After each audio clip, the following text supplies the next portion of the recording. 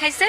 আর এরপর দিন তো সকালবেলা, আজকে সকালবেলা ও আবার আমাদেরকে একটা মেসেজ করছিল যে আমি নেপালে যাবো, আজকে গিয়ে ওই মেয়েকে ধরবো, ধরে মানে ও হচ্ছে ওই মেয়েকে এক্সপোজ করছিলাম। রিজিকের শরীরটা খারাপ, রিজিক ওর পাপার সাথে কথা বলতে চায়, ও ফোনটা পিক করতেছে না। তখন হচ্ছে ইকরা অনেক কান্নাকাটি করতেছিল যে ও ওই মেয়ের সাথে আসছে। আমি জানি ও কোন রুমে আছে, ডিলাক্স রুম সবই। রিজিক আমার ছেলে নয়।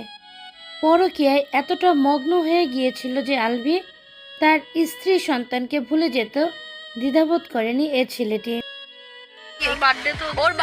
ওই দিন আবার ওই মেয়ের বার্থডে ছিল, ওই মেয়ের বার্থডে সেলিব্রেট করার জন্য আলভি ওকে নেপালে নিয়ে গেছে। অ্যান্ড ইকরা এগুলো সব জানে। ইকরা তখন ওকে ভিডিও কল দিছে, আলভি ওকে স্ট্রেট বলছে যে তুমি আমাকে এখন ইচ্ছা করে মানে রিজিক অসুস্থ এটা বলে তুমি আমাকে মিথ্যা কথা বলতেছো। রিসেন্টলি আলভি এটা স্বীকার করছে ইকরার কাছে যে আমি তোমার প্রতি আমার ফিলিংস নাই, আমার সাথে তিথির রিলেশন আছে, অ্যান্ড আমি তোমার সাথে আছি শুধুমাত্র রিজিকের জন্য।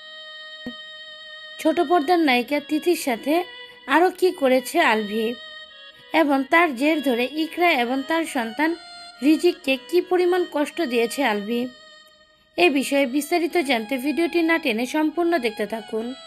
প্রায় 4 বছর ধরে তিথির সাথে পরকীয়া করেছেন আলভি। এই কারণে ইকরা ও আলভির সংসারে অশান্তি লেগেই থাকতো।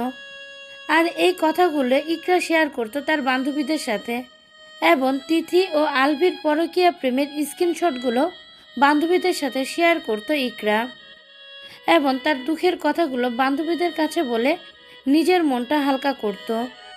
নিজের স্বামী অন্য আরেকটি মেয়ের সাথে পরকীয়া করছে, যাকে সে অনেক বেশি ভালোবাসে। কি করে এ কষ্ট সহ্য করতে পারে ইকরা? 3 বছর ধরে ইকরা আলভিকে অনেক বুঝিয়েছে, তিথির সাথে কাজ না করারও অনুরোধ করেছে আলভিকে।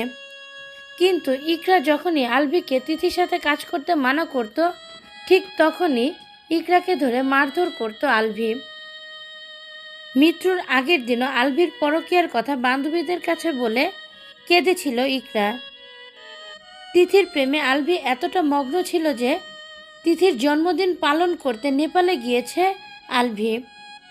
রিজিক খুব অসুস্থ ছিল, একবার ছেলের খোঁজখবরও নেওয়ার প্রয়োজন মনে করেনি আলভি। বাবা নামের কলঙ্ক লোকটি, স্বামী নামের কলঙ্ক লোকটি, শুধুমাত্র পরকীয়ার জন্য আজকে মাহারা হলো রিজিক। আর কোনোদিনও রিজিক তার মাকে মা বলে ডাকতে পারবে না। একটি পরকীয়া ধ্বংস করে দিল সুন্দর একটি সংসারকে।